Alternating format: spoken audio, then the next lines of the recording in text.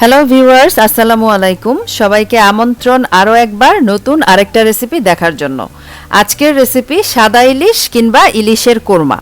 কোরমা রান্না করার জন্য নিয়েছি কাজু বাদাম, কিশমিশ, পেঁয়াজ বেরেস্তা আর তরল দুধ। সবগুলো উপাদান একত্রে ব্লেন্ডারে আমি পেস্ট করে নিব। এখানে চাইলে পাটায় পিষেও কিন্তু করা যাবে, যার যেরকম সুবিধা।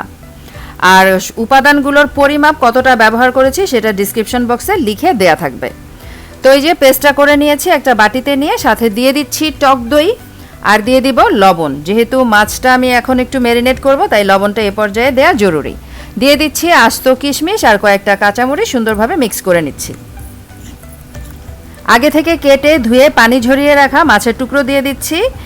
কোরমা রান্না করতে মাছের সাইজ যদি একটু বড় হয় তাহলে বেশি ভালো হয়, স্বাদটাও ভালো লাগে, তবে ছোট মাছ দিয়েও করা যাবে। মশলাটা সুন্দরভাবে মাছের গায়ে মেখে রেখেছিলাম। এরপরে মশলাটা মাছের থেকে যতটা সম্ভব সরিয়ে মাছগুলো তুলে নিচ্ছি অন্য একটা পাত্রে। এরপরে রান্নাটা বসাবো। হাঁড়িতে নিয়ে নিলাম সয়াবিন তেল। তেলটা গরম করেই পেঁয়াজ কুচি দিয়ে দিলাম। পেঁয়াজটা একটু লাল লাল হয়ে আসলে এর মধ্যে মশলা অ্যাড করব। মশলা তো তেমন কিছুই না, সেই ম্যারিনেট করে রাখা যে বাকি অংশটা ছিল সেটা দিয়ে দিলাম। সামান্য একটু পানি দিয়ে মশলাটা খুব ভালোভাবে কষিয়ে নিতে হবে। চাইলে এখানে একটু গরম মশলা যেমন এলাচি, দারুচিনিও কিন্তু ব্যবহার করা যাবে, তবে আমি আজকে কিছুই ব্যবহার করছি না, তাহলে ইলিশের পুরো ফ্লেভারটাই পাওয়া যায়। মশলাটা কিছুক্ষণ কষিয়ে নিয়ে এর মধ্যে দিয়ে দিলাম জাল করে ঠান্ডা করে নেওয়া তরল দুধ 1 কাপ পরিমাণ। এরপরে ঢেকে কিছুক্ষণ রান্না করে নিয়েছি। একটু পরেই নেড়ে দিতে হবে যেন তলা থেকে পুড়ে না যায়। মশলাটা খুব সুন্দরভাবে কষিয়ে বলক ফুটে ওঠার পরে মাছের টুকরোগুলো দিয়ে দিলাম। এখন দিয়ে দিচ্ছি ঘি।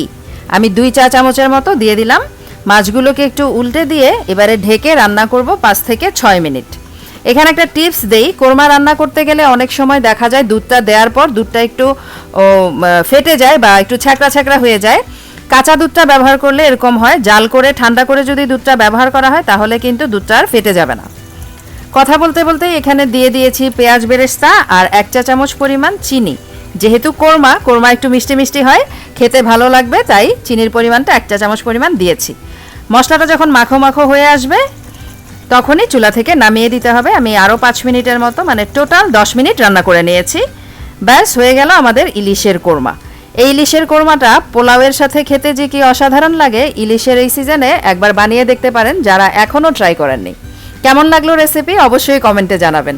সেই সাথে সবাই অনেক ভালো থাকবেন আর হিমিকাস কিচেনের সাথেই থাকবেন। আজকে এখানেই বিদায় নিচ্ছি। আল্লাহ হাফেজ।